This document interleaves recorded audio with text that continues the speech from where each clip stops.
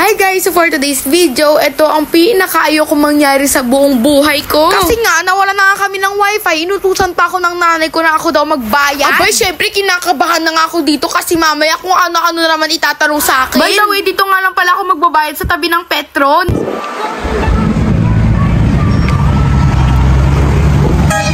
Ang gigigil ako kay mama. Ako pa naman pinagbayad lang ako.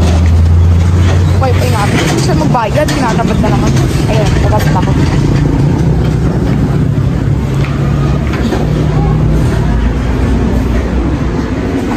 Bayad nga po ng internet. Abay, syempre, papakita ko din sa inyo kung saan ako nagbabayad para alam nyo din kung pupunta kayo dito at magbabayad. Abay, first time ko nga lang pala magbayad ng wifi kaya wala akong ka-idea kung anong gagawin dito. Napapatulala na lang ako dito kung anong ginagawa nila. Nagtataka nga din ako kung paano nila nilalagyan ng load yung wifi. Kung meron nga ba talaga silang ino-on na switch o talagang kapag nagbayad kayo, meron na. Okay na po. Thank you po.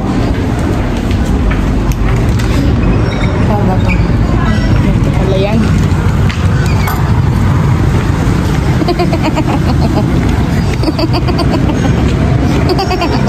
Oh my God, I'm so proud of myself.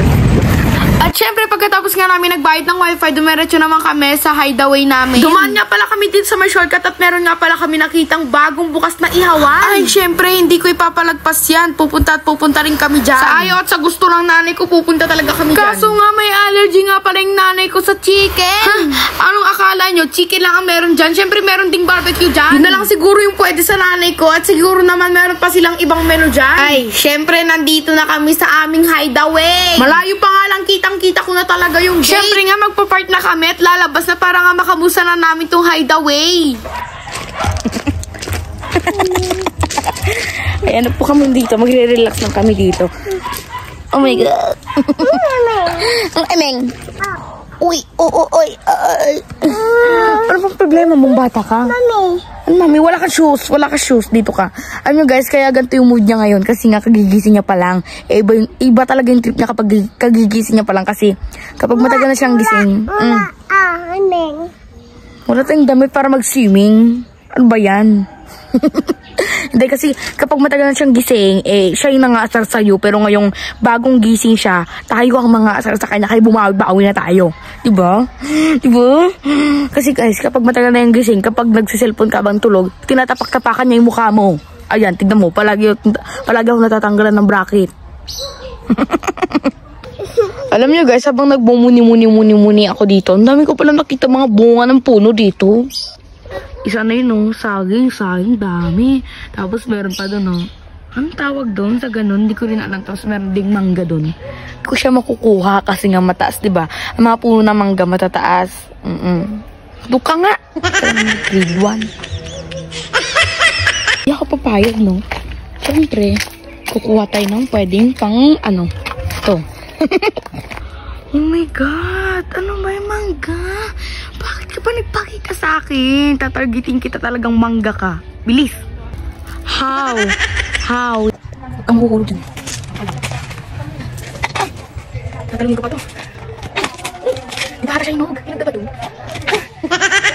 May mga ano doon?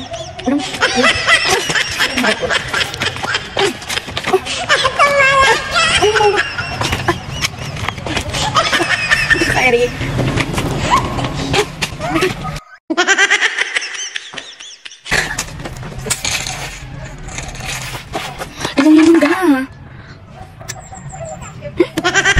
Oh my God! Mag-drive na ako ng ayan, Fortuner.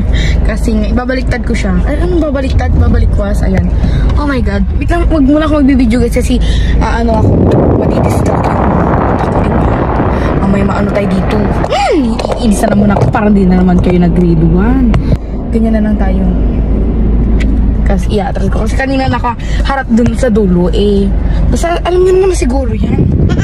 Hindi na naman kayo nag-grade 1. Ayan. Ikot-ikotin naman yun. Hindi kasi delikado yung ginagawa ko. Ganyan. Pwede naman palang ganyan. Pinahirapan pa yung sarili.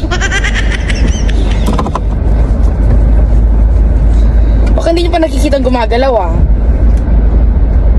Baka sabihin nyo, nag-ML ako dito. Gumagalaw po siya ha. Oh my God! gumagalaw po siya. Huwag niyo po akong ine-eme-eme dyan. Magalaw siya. Tsaka kaya ko na din mag-drive sa mga parang ganto-ganto. Share ko lang, bye. Ang giigil nga ako dito sa nanay ko, nag-e-emote pala, ipapasok-pasok pa dito. Hindi ba muna kasi kumatok bago pumasok?